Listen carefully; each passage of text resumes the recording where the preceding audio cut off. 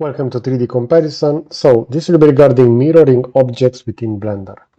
This is a case study. This is a generative AI model made with repo. And let's say that I want to obtain the mirror of this one.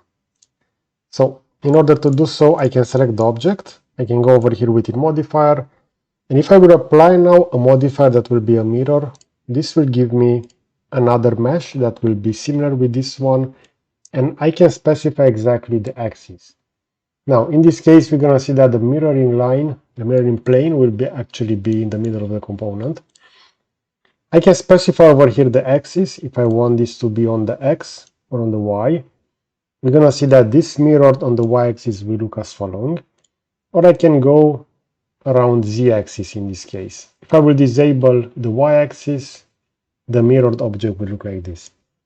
Now, we see over here that if you want to have some better control, we can also use a mirroring object. Therefore, I'm just going to create over here a simple plane, which will be the following. It doesn't really matter the size of this object, but now if I'm going to select the object and the mirror object, I'm going to select the plane. We're going to see that in this case, around the Y-axis, the mirrored element will look as following. I'm going to disable the Z.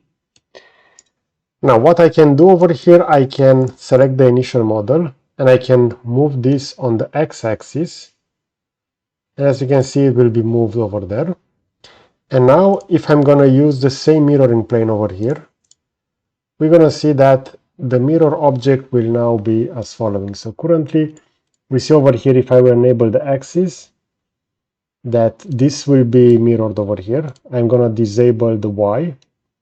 And now we have the one original over here on the left and the other one over here on the right. Keep in mind that if you use the mirror, this will actually merge those under the same mesh. That means if I'm going to select one, both of them will be selected. If you want to have them separated, you can press Tab, after that A to select everything. And as you can see over here, this will only select the original one, not the mirror. I can press P over here, I can go over here and I can separate this as a selection.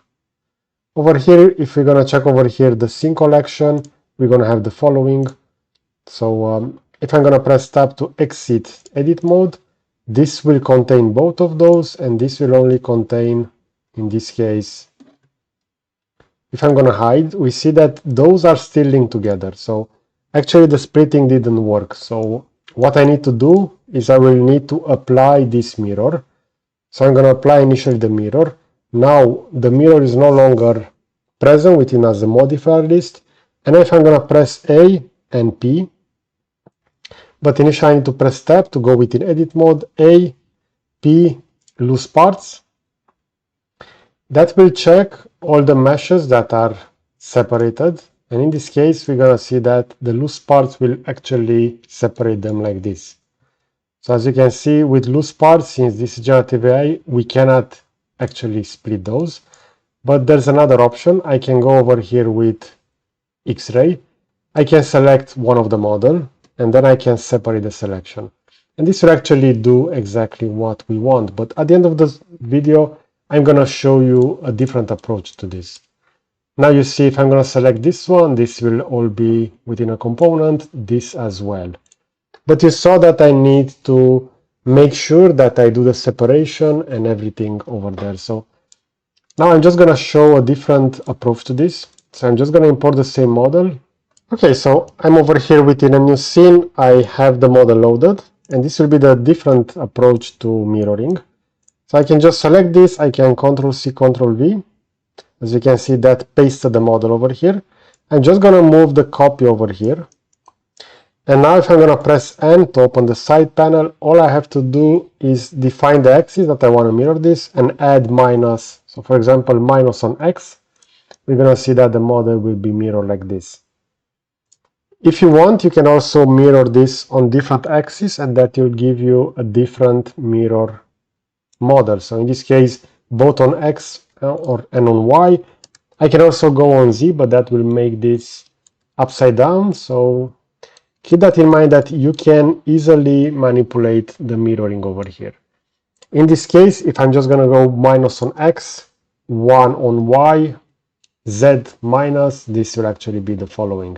And the main advantage is that they are individual components. So I can just go ahead and I can select each of those.